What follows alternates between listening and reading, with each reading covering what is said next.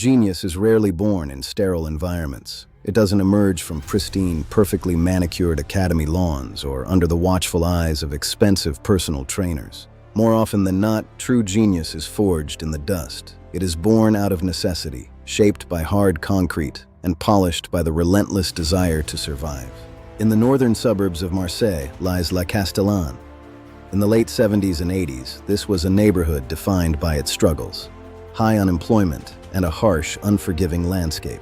But for a young boy named Yazid, the youngest of 5 children born to Algerian immigrants, Smail and Malika, this concrete jungle was a canvas. To the world, he would become Zinedine Zidane, Zizou. It was here, amidst the dust and the poverty, that the famous Zidane pirouette, the roulette, was born. It wasn't a trick for the cameras. It was a survival mechanism to escape 2 defenders on a concrete corner. By 14, the scouts could no longer ignore him. Jean Varot saw something in the quiet boy that defied metrics. Yazid saw the pitch in 3 dimensions while others saw it in 2.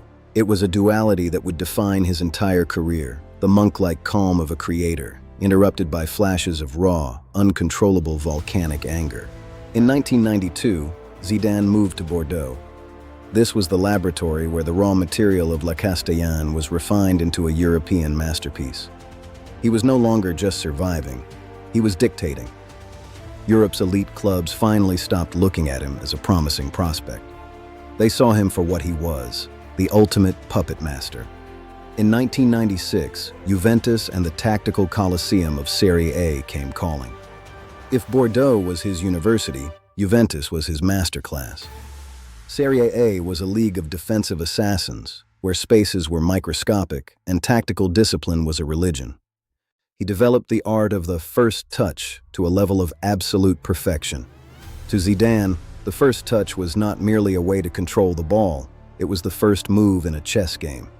Despite his brilliance, there were still those who doubted his ability to deliver on the grandest stage. They claimed he lacked the killer instinct of a champion. They were about to be silenced forever. Summer, 1998. The World Cup was on French soil.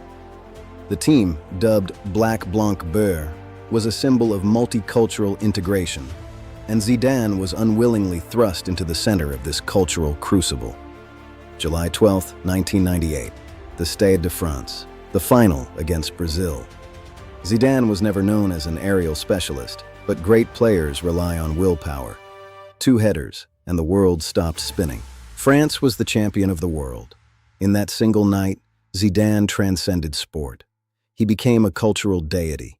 He had united a fractured nation through the sheer brilliance of his play. In 2001, Real Madrid built an empire. They wanted Galacticos. To bring Zidane to the Bernabeu, they paid a world record fee. Zidane's response was simple: I will show them on the pitch. He didn't play football to score 50 goals a season. He played to make the game look like art. Watching Zidane was like watching a master painter work in real time. He made the brutally difficult look absurdly simple. May 15, 2002. A terrible cross hangs in the gray Scottish sky. Zidane adjusts his body, eyes locked on the ball. He swings his left foot in a perfect sweeping arc.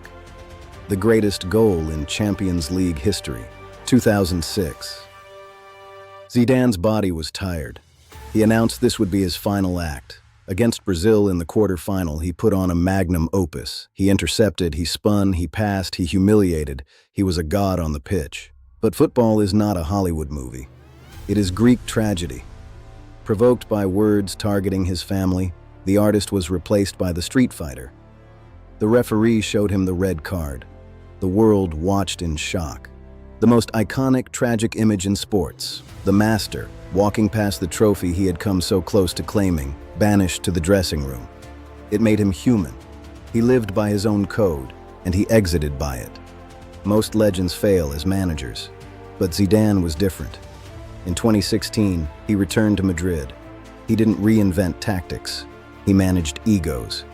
He commanded absolute respect because he was Zinedine Zidane. What followed defied all logic. 3 consecutive Champions League titles, 11 trophies in total. He proved that his genius was not confined to his boots, it was a state of mind. How do we measure greatness? If you look only at the statistics, you miss the point of Zinedine Zidane. He was a player of moments. He was a creator of emotions. He played with a poetic beauty we may never see again. From the concrete of Marseille to the top of the world, Zinedine Zidane, the artist, the fighter, the champion, the legend, the silent maestro.